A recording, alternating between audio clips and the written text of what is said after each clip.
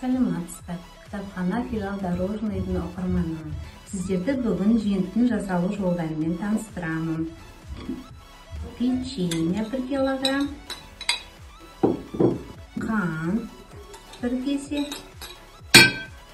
талқан 1 кесе, қарамүйіз 200 грамм, маргарин 200 грамм.